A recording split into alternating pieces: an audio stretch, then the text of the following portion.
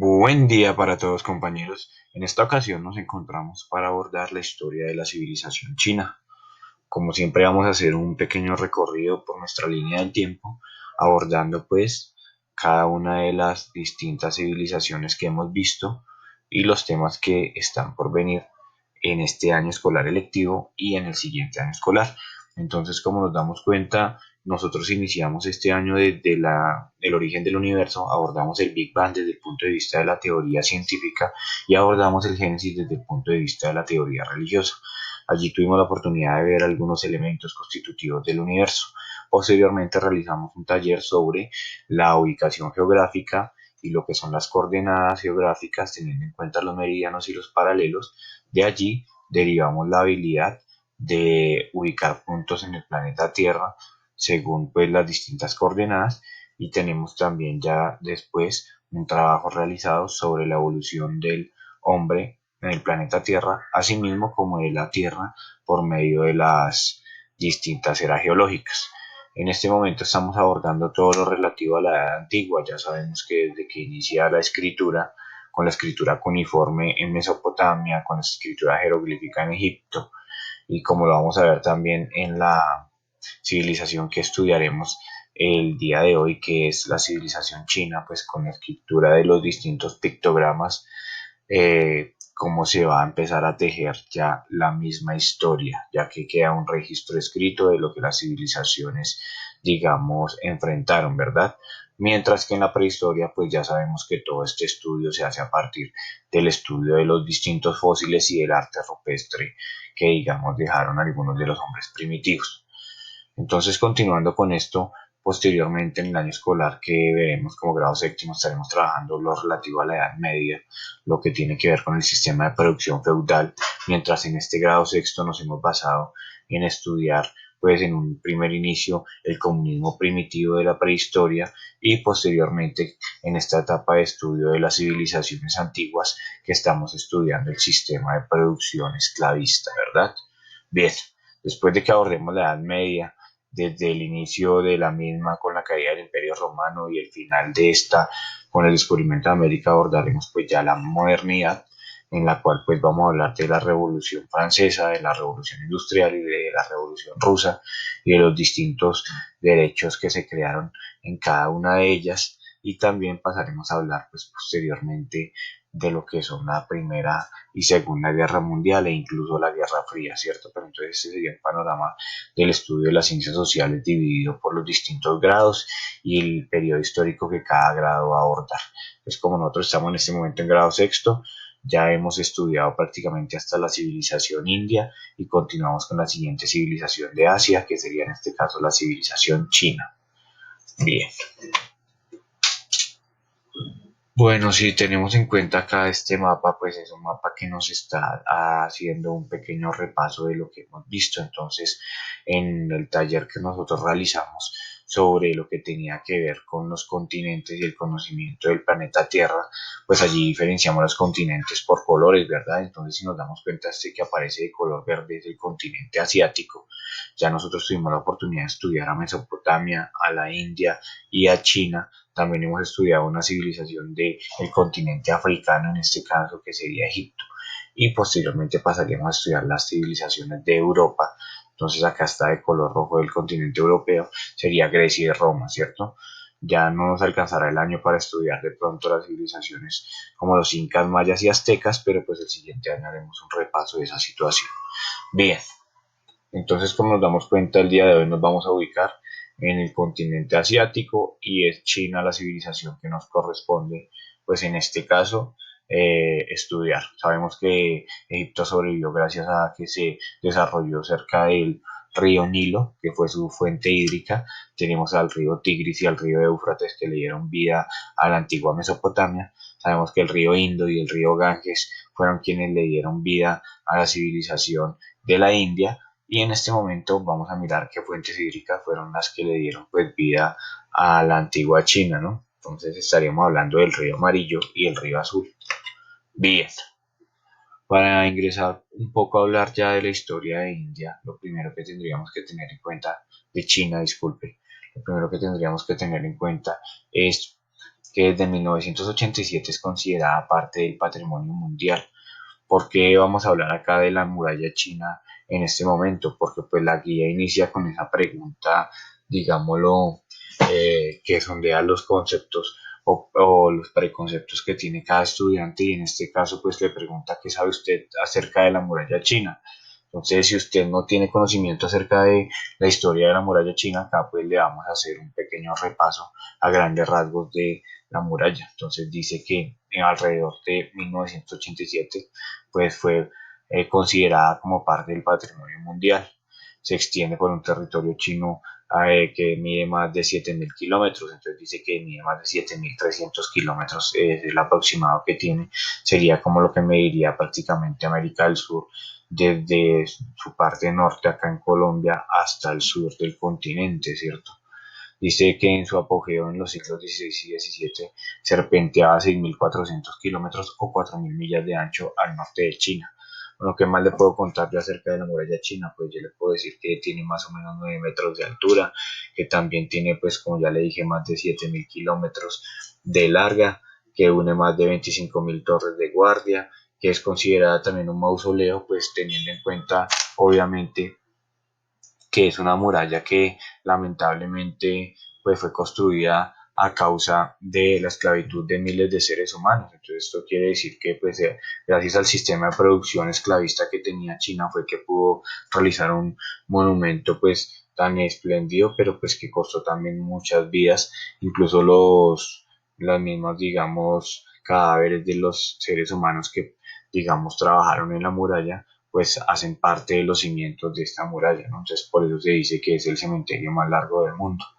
Y pues lo que hizo el personaje que la construyó, que fue el emperador Xin Jin. Entonces lo que pasa es que cuando él construyó la muralla china, en ese momento pues lo que hizo fue unificar el imperio, ya que unía pues desde el norte hasta el sur a China. Bien, acá me dice pues también que durante la construcción de la muralla murió casi 1 millón de personas por las duras condiciones de trabajo, que todas ellas fueron enterradas dentro de los muros de la propia muralla. Bueno, lo que yo les estaba ahí como explicando un poco, y hay que decir que la muralla duró más o menos 2.000 años de construcción, no es tampoco algo que se hizo de la noche a la mañana, ¿no? Entonces acá nos empiezan a hablar un poco de quién construyó la Gran Muralla China. Entonces, como usted se da cuenta, las distintas dinastías pusieron pues también digamos su aporte en la realización del monumento, no simplemente el emperador Qin Shi Huang fue el que la empezó digamos a construir, sino que esta muralla pues tenía digamos unos antecedentes, y prácticamente también pues que la muralla se siguió construyendo por medio de las distintas dinastías que también siguieron dominando China luego de la muerte del emperador Xin Qin. Listo. El mapa de la Gran Muralla China en la India. Entonces, si nosotros nos damos cuenta, la dinastía de Qin, este emperador que era conocido como Qin Shi Huang, entonces resulta que él inició pues prácticamente la reconstrucción de esta muralla, empezó a unir unas murallas que ya habían un poco, digamos, antiguas, pero la idea de él no simplemente era protegerse de los guerreros bárbaros que estaban en el norte, como por ejemplo el grupo de los hunos al mando de Atila, sino que la idea también del emperador, como les digo, era unificar el imperio, y de esta manera cuando él logró unificar el imperio desde el norte hasta el sur, pues la muralla se convirtió en un camino por el medio del cual se comerciaba y tenía cierta seguridad, por lo cual pues se permitía digamos que los comerciantes pasaran de manera tranquila y no expusieran las mercancías a hurtos, y de esta forma pues China empezó a prosperar. Bien, vamos a continuar. Acá hay digamos un mapa en el cual me muestran distintas formas de percibir a China. Entonces, como siempre le digo a usted, la idea acá es que se haga un imaginario de lo que es China. Entonces, tenemos una China un poco más moderna, donde ya me muestran algunas de sus ciudades, donde me hablan del Tíbet, ¿cierto? Entonces, acá lo primero que podemos empezar a percibir de China es que es, digamos, un territorio muy extenso. Si nos damos cuenta, pues China hace casi parte, tiene casi la extensión de la mitad del continente asiático. Entonces, si nosotros vemos, están acá marcados los dos ríos más importantes de China, el río Huanghe, ¿cierto? Que en este caso sería el río amarillo, y el río Yangtze, que sería en este caso el río Azul. Entonces acá tenemos una fotografía de cada uno de estos dos ríos. Nos damos cuenta que los primeros habitantes de China alrededor del año 5000 a.C. se empezaron a ubicar fue alrededor del río Amarillo, ¿verdad? Entonces ahí nosotros sabemos que son tierras pues que ellos vieron prósperas y que vieron que les servía de pronto para el cultivo del arroz, que es uno de los productos de pronto que ellos más han explotado, y de esta forma pues prácticamente empezaron a sedentarizar la zona y a convertirse en los primeros pobladores de este antiguo, digamos, territorio, ¿no?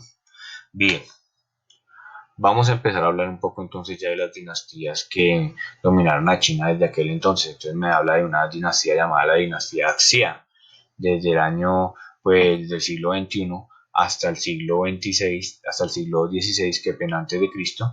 Esa fue la dinastía que prácticamente dominó China. Muchos empiezan a hacer la reconstrucción de la historia de China no desde esta primera dinastía, sino desde la siguiente, que es la dinastía Shang, que ya es del año 1600 hasta el año 1046 a.C. Ellos son quienes van a dominar los territorios de China. Si nosotros nos damos cuenta, esta primera dinastía lo que hizo fue pues prácticamente empezar a unificar el imaginario de lo que era la civilización china, pues alrededor de sus costumbres, de su dialecto, de la comida, de, digamos, algunas similitudes culturales que tenían esos pobladores de aquellas, digamos, planicies. Muchos venían de Mongolia, otros venían del centro de Europa.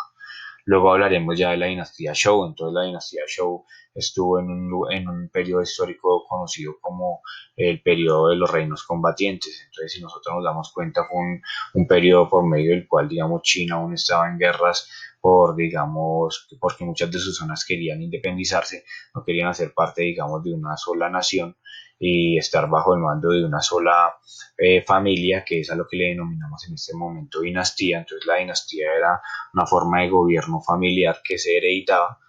Entonces, de esta manera, ya así como usted sabe que en el antiguo Egipto hubo un faraón, y ya sabemos que en la India habían brahmanes que dominaban la sociedad, y sabemos que en Mesopotamia pues también hubo un rey como Nabucodonosor II, pues en la China van a ser también dinastías, que son familias que van a estar en el poder de la sociedad. ¿Listo?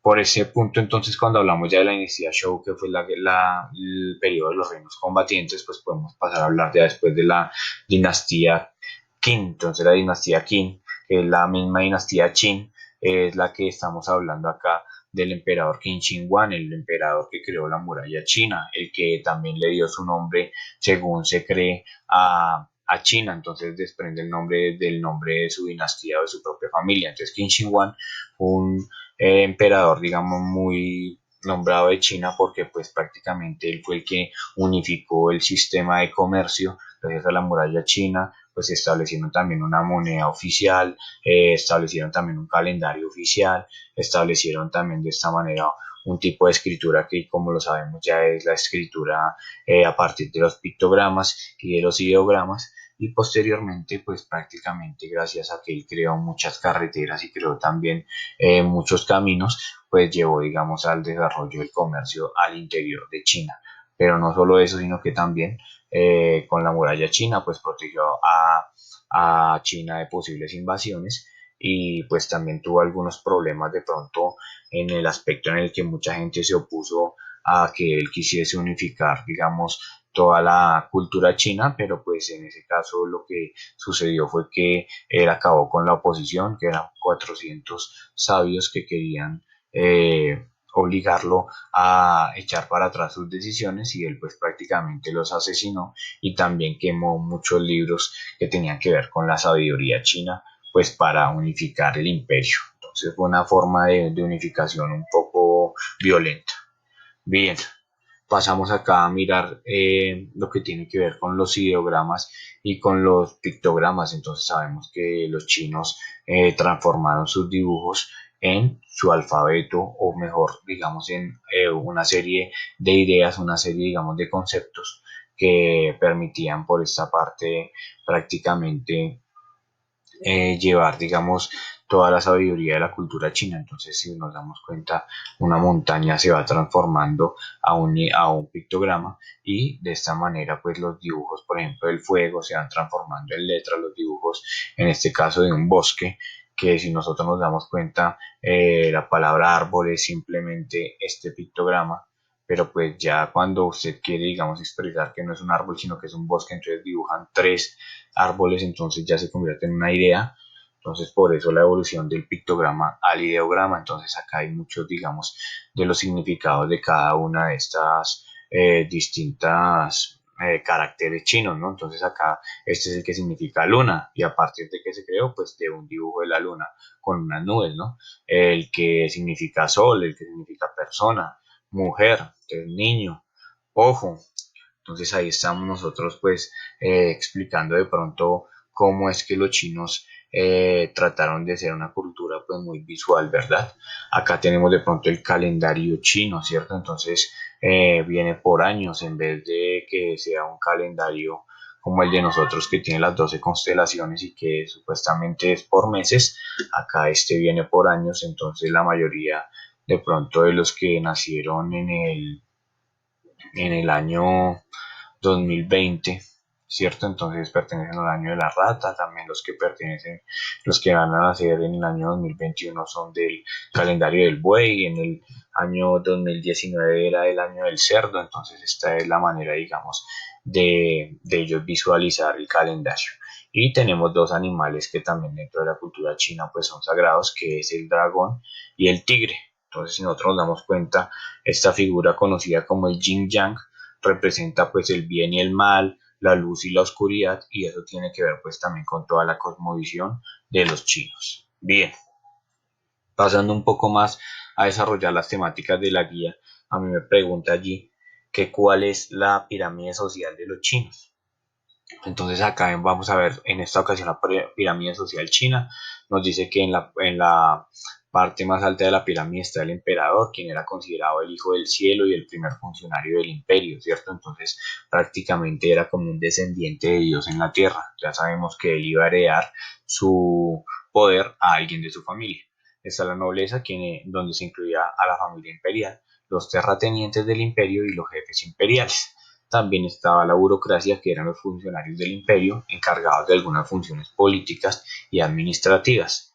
Continuamos con el siguiente peldaño, donde están los campesinos, comerciantes y artesanos, que eran considerados los dominados y se encargaban de las labores agrícolas, comerciales y artesanales. Pero pues obviamente el escalón final era en el que estaban los esclavos.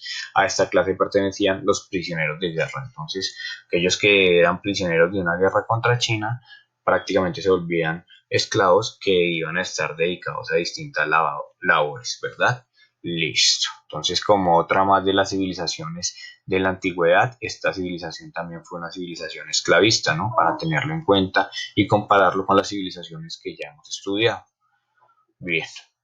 Acá estamos hablando un poco ya de lo que tiene que ver con la cosmovisión de los chinos. Entonces, si usted se da cuenta, los chinos decían pues prácticamente que ellos creían mucho en esa dualidad del planeta Tierra. Ellos creían que pues si había energía negativa debía haber energía positiva, que así como había algo en la naturaleza que era masculino, también debería haber en la naturaleza algo que era femenino, que si hacía sol en algún lado era porque en otro lado estaba, digamos, la oscuridad de la luna y digamos de la noche, y de esa manera pues ellos hablaban prácticamente de esa dualidad del calor, del fuego y digamos del frío que producía el hielo. Entonces de esta forma ellos vieron el mundo pues de doble perspectiva, y esto les permitió tener una cultura, digámoslo, muy diversa, ¿no? Entonces acá hay algunas fotografías como por ejemplo esta, donde nos muestran al Tíbet. Entonces allí sabemos que hay monasterios donde están pues muchos personajes que se dedican al budismo como monjes,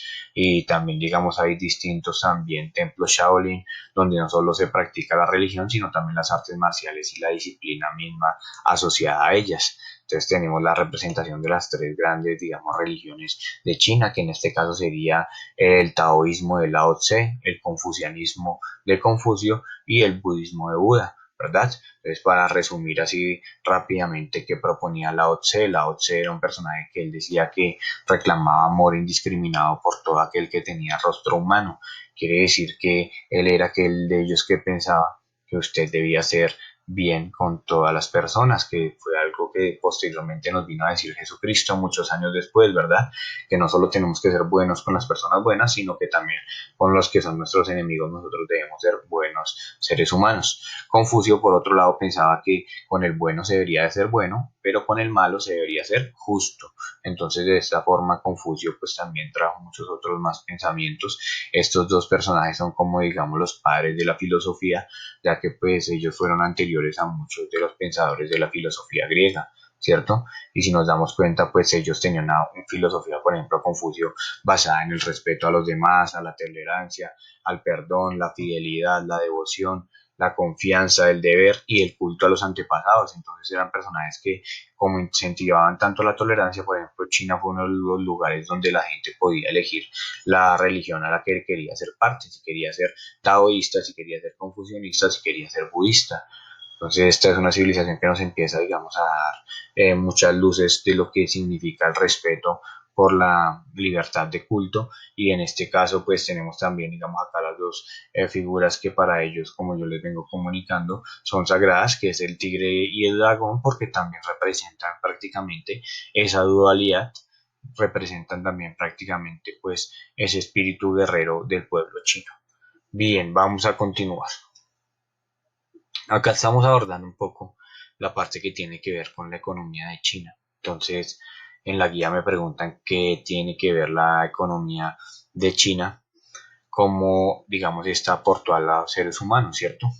Entonces, los chinos, pues, acá tenemos primero que nada una fotografía de un gusano de seda. Si nos damos cuenta, un gusano que ha realizado la metamorfosis ya se ha pasado a convertir entonces en una mariposa. Entonces, de esta manera, prácticamente, él creó este capullo en el cual realizó, digamos, su transformación y este capullo queda prácticamente allí y este capullo era, digamos, uno de los grandes secretos de los chinos, ya que medía prácticamente más de 1 kilómetro este hilo y pesaba menos de 1 gramo. Entonces ellos empezaron a construir muchas telas a partir de este digamos, elemento y pues son las telas que conocemos como seda. Este es el famoso gusano de seda. Entonces se realizó una, digámoslo en cierta medida, un camino llamado el Camino de la Seda, que era un camino que recorría desde Asia, desde China hasta Roma, y prácticamente por allí se comercializaron muchos productos, pero el más famoso de ellos, pues la seda, desde el que tomó su nombre ese camino. Nos damos cuenta acá la porcelana, por ejemplo, hay unos jarrones de la dinastía Ming que pues llegan a ser muy valiosos hoy en día. Tenemos acá los juegos artificiales, que fue otro de los inventos de los chinos. Tenemos acá el abaco, que tiene que ver con los cálculos matemáticos. Tenemos que ver acá, por ejemplo, esto que parece como si fuese una cuchara, pero realmente es una brújula. Entonces esta es, digamos, la primera brújula que se ha visto y es de origen chino. Tenemos acá también uno de sus inventos, pero en este caso en lo que tiene que ver con el deporte y con la, digamos, religiosidad, que es el Kung Fu y las artes marciales. Tenemos acá las especias que comerciaron en China. Acá, digamos, el arroz y los distintos cultivos agrícolas también que ellos tenían. En este caso tenemos acá, pues como ya hemos hablado, la tela a partir de la seda. Y tenemos acá lo que tiene que ver con la parte de la minería que le explotaron en China, que tiene que ver el oro, la plata, pues también el cobre y otros utensilios que desarrollaron en estos materiales. Bien, si nos damos cuenta, acá estamos hablando entonces ya un poco de cómo fue la ruta de la seda que les estaba comunicando. Eh, este secreto de la seda que tuvieron, digamos, ellos tan oculto durante tanto tiempo, fue revelado por un personaje llamado Marco Polo. Marco Polo fue un viajero, pues prácticamente él zarpó desde Italia y si nos damos cuenta, pues él hizo un viaje y vivió en China algo así como 20 años y él pues prácticamente a su regreso dio a conocer muchos de los secretos de la civilización china y también de esta manera pues le llevó al mundo el conocimiento de lo que era, digamos, vivir en China y conocer esta cultura que es muy rica en muchos aspectos. Acá tenemos, digamos, como la ruta de la seda prácticamente se convirtió, así como la muralla china era un camino de supervivencia y desarrollo comercial al interior de China, pues la Ruta de la Seda se convirtió en un camino de desarrollo para muchos pueblos que la utilizaron para el comercio y pues impulsada obviamente por los chinos, ¿cierto? Y pues si nos damos cuenta pasaba por India, pasaba también por lugares como lo eran los territorios que estuvieron ocupados por Mesopotamia y demás. Y acá tenemos pues prácticamente también por otro lado la ruta que realizó Marco Polo para llegar hasta la China, ¿verdad? Bien, todo eso tenía que ver con la parte económica de China. Por otro lado, pues para pasar un poco ya a abordar de otra manera lo que tiene que ver con la parte final de la guía, a mí me preguntan que si quiero hacer un mapa conceptual acerca de los derechos del hombre, ¿cierto? Entonces ahí estábamos viendo cómo en China una vez más hay seres humanos que estaban sometidos a la esclavitud, entonces haciendo el paralelo con nuestra historia y con nuestros derechos como colombianos, pues tenemos que mirar prácticamente desde el esquema de ética, la construcción de los derechos humanos, los derechos del ciudadano, los derechos que tengo también incluso como niño, ¿cierto? Los derechos que tengo en mi casa, pero los derechos que también tengo en mi institución. En las guías posteriores estaremos trabajando los deberes, ya que como niño tengo derechos, pero pues también tengo unos deberes con los que debo cumplir. En este caso, pues tenemos acá unos esquemas mentales que lo pueden a usted guiar, le pueden dar unas ideas de cómo puede realizar esto acerca de los derechos. Entonces acá dice que los niños tienen derecho a un nombre y a ser niños, a la libertad, a la protección, a tener una familia, a no ser discriminados, a no ser abandonados. Bueno, los niños tienen derecho también a la recreación. Entonces esta segunda parte le propone a usted que ya después de haber realizado el mapa conceptual con todos los derechos, pues que se centre en un derecho, que es en este caso el derecho a la recreación. Y lo que le pide acá es que usted de manera, digamos, muy creativa realice un dibujo donde haga un niño, digamos, haciendo uso de su derecho a la recreación. Entonces, un niño, digamos, practicando algún tipo de deporte, un niño realizando, digamos, algún tipo de actividad física que le permita, digamos, desarrollar no solamente su parte física, sino también buscar un bienestar emocional y por otro lado también un bienestar intelectual, ya que pues si nos damos cuenta, como hemos abordado en esta guía, la cultura china pues prácticamente tiene una gran influencia de lo que son las artes marciales y esto les ha ayudado también, digamos, a tener una cosmovisión y a tener, digamos, una visión de la historia distinta a lo que tienen las comunidades occidentales, pero pues también les ha permitido convertirse en ese momento en lo que son el día de hoy, que es una o que es la nueva potencia mundial, ¿cierto? Esa China que pasó de ser el taller del mundo a convertirse en la China que hoy en día pues prácticamente está desplazando a Estados Unidos en el territorio económico. Listo. Entonces, compañeros, espero les haya gustado este video. Yo creo que la próxima vez nos veremos para estudiar las civilizaciones europeas como lo es Grecia y como lo es Roma. Sin más preámbulo, los dejaré para que procedan a realizar su trabajo. Nos vemos, Dios los bendiga y hasta la próxima. Chao, banda.